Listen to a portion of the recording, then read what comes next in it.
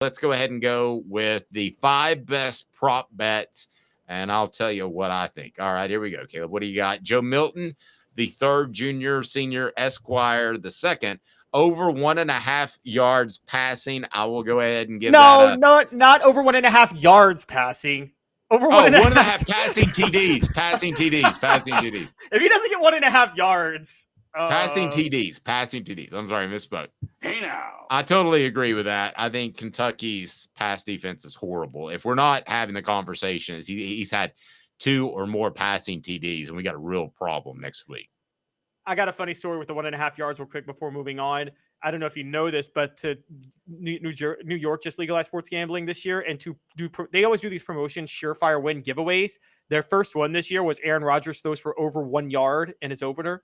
And he didn't throw for over 1 yard because he got hurt. So a free giveaway and everybody lost money. Yeah, and they talked about rescinding that because of the injury. I didn't understand that at all. Ray Davis, the Kentucky running back who's very good, under 87.5 yards rushing. And you're taking the under. Tennessee with a very good defensive front in terms of creating havoc. Why do you think Ray Davis is held for under 87.5 yards? If Kentucky has trouble running the ball, they're not going to win this game. I think Tennessee has a very good defensive front. I think this defensive front too, having interviewed Amari Thomas in the offseason, and you probably could tell more about this than I could, Dave. They seem to have a lot of pride. They have a lot of pride in what they do in the front seven. And I think they're very upset with how the second half went in last week's game. And I think they really want to make up for how the second half went. And I don't think they're happy about it. And so I think they're going to be on a mission. And I think because of that, they'll stuff the running game, and Ray Davis won't do what Ray Davis usually does. I'm going to give it this. That's crazy. But I kind of sort of want to agree with you, too. That's why I didn't go full scale. You suck, you jackass. Because I think he's that good of a back to get the over. But do you know who the number 1 team in the SEC is in yards per carry defense? By chance? Is it Tennessee? It is Tennessee at 3.03. Texas A&M is second, 3.04. Kentucky, 3.07. Alabama, 3.09. Then Ole Miss, surprisingly, at 3.28. Vanderbilt gives almost a whopping 5 yards a carry. Good Lord. Do you even? And by the way, they take sacks into account in college. So that counts against rushing numbers. Well, but college. I mean, do you even need, if you're giving up 5 yards a carry, like you're Vanderbilt, do you even need a quarterback if you're the opposing team? All right. So next up, Jaylen Wright under 57.5 yards rushing. Okay. I am going to give you. They're like, that is total bullshit. I think that Jaylen Wright runs for over 125 yards, as a matter of fact. I let Fred White educate me. And after listening to him, he is right. I think Alabama set a method last week, which is teams are going to sell out and collapse the middle as much as possible. And Kentucky has a transcendently great defensive lineman.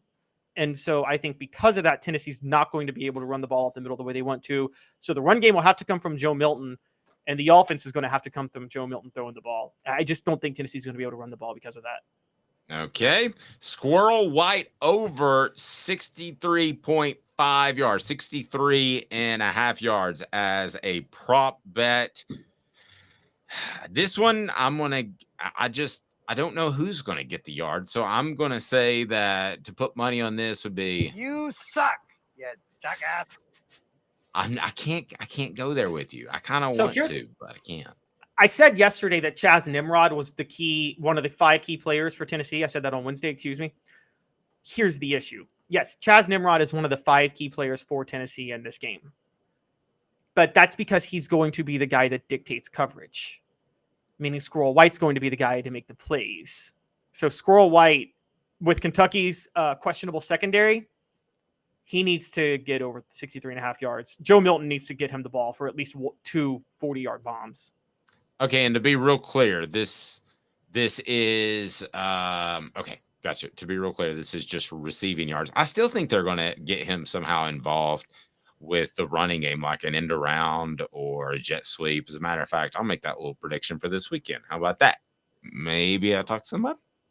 Maybe. Maybe a backwards pass to Jacob Warren and he throws it to Squirrel White for a touchdown. Pretty sweet. I don't know if Squirrel can throw, but no, Warren throws to Squirrel. Oh, Warren throws to. Okay. All right. I don't know if Jacob can throw. I'll text him in a second and find out. I'll be like, why are you asking me this? Aren't you the one preaching for Nico? Devin Leary over 204.5 yards passing. Did this line come out before or after we heard about Kamal Hadden not playing? This line came out I looked at it this morning, and this was the line after we knew Kamal Hadden was out for the year. They're like, that is total bullshit. He's not going to throw for 205 yards. I think he's going to throw for 205 yards easily. I think he's going to hit two. If any reason, by the way, I'll tell you why, Dave. I have a hunch that this might be one of those type of Tennessee games that I think this might finally be the game where Tennessee looks like it did last year, where Tennessee builds a huge early lead, and then Kentucky, he goes over 200 just coming back, trying to fight back in the second Yeah, that's half. always a scary one for the opposing quarterback's numbers. You know it? I mean, that because you never know that Tennessee could have a big lead and, well, at least could have last year, and then the quarterback's just throwing as much as he can from the second quarter on. You mean like Peyton Manning's 466 yards against Florida in 96, where everybody's like, what a gutsy effort. It's like, yeah, but they were down 35-0.